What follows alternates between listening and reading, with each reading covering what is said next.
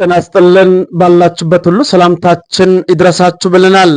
የሰዓቱን ዜና ይዘን ቀርበናል። አብራችሁን ቆዩም። በቅድሚያም አበይት ርዕሶቹን በማስቀደም እንጀምራለን። ህወሓትና የኤርትራ መንግስት ለኢትዮጵያ መንግስት ምላሽ ሰጡ። እስራኤልና ሐማስ ስምምነት ላይ መድረሳቸውን የአሜሪካ መንግስት አስታወቀ። በዝርዝር እንመለከታለን። አብራችሁን ቆዩም።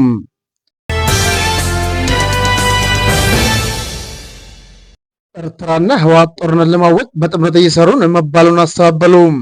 የህወሓት ፕሬዝዳንት ደብረጽዮን ገብረ ሚካኤል እና የኤርትራ ማስታወቂያ ሚኒስትር የማነ ገብረ መስቀል ኤርትራና ህወሓት ጦርነት ለማወጅ በጥምረት እየሰሩ ነው የሚለውን ክስ አስተባበሉ።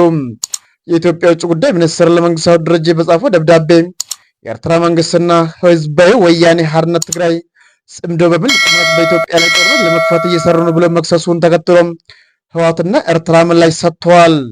ህወሓት ትናንት ለመንግስታዊ ድርጅት በላኩ ደብዳቤ ላይ በህወሓትና በትግራይ ህዝብ ላይ የተሳሳተና የፖለቲካ ዓላማ ያዘለ ክስ የኢትዮጵያ ውጭ ጉዳይ ሚኒስትር ሰንዝሯል ብለዋል።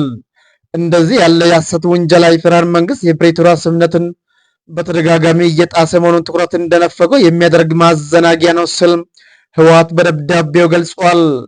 የኤርትራ ማስታወቂያ ሚኒስትር የማነ ገብረ መስቀል ዛሬ በኤክስ ገጻቸው ባሰፈሩት መልእክት ኢትዮጵያ ለተመድ በየላከችውን ደብዳቤ ድፍረት የተሟላና እጅግ አሳሳች ነው፣ ጅራፍ ራሱ ገርፎ ራሱ ይጮዋል ሲሉ ተችተዋል። ላለፉት 2 ዓመታት ብልጽግና ከተቻለም በህዝባዊ መንገድ ካልተቻለ በወታደራዊ ኃይል ሉዓላዊ የባህር በር ማግኘት የሚለውን ደጋግሞ ሲያስተጋባ ቆይቷል ብሏል።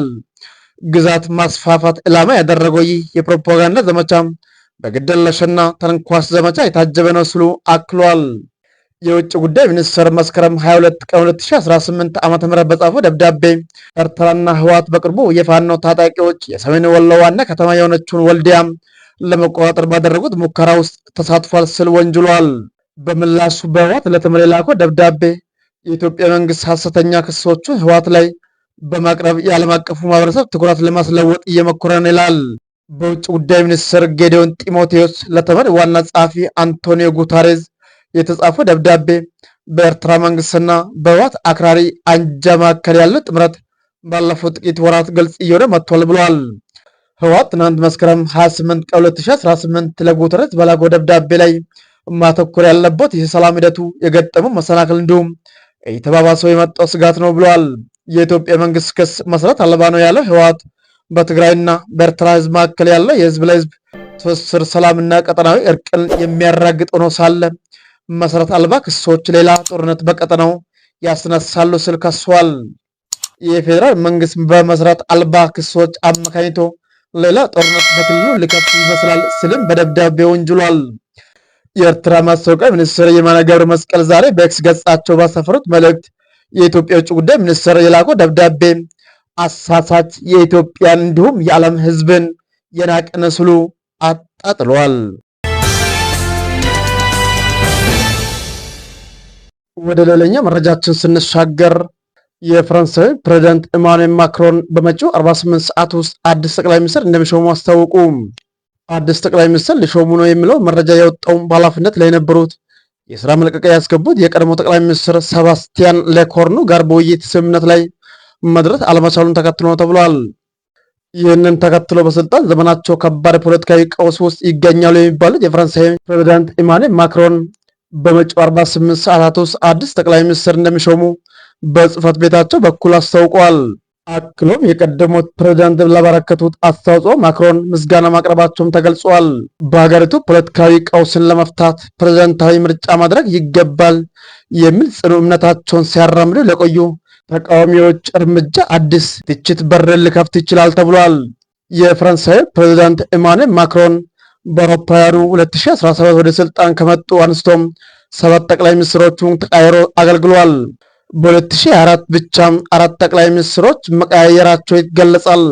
ይህም የፕሬዝዳንት ማክሮን የአንድ ሰሞን ወዳጆችና የቀድሞ አመራሮች እንዲሁም ተፎካካሪዎች ሳይቀሩት እየተቿቸው ይገኛል ተብሏል። በመጨረሻ መረጃችን ዶናልድ ትራምፕ እስራኤልና ሐማስ በጋዛ የመጀመሪያ ዙር የሰላም ስምምነት ላይ መድረሳቸውን አስታወቁ።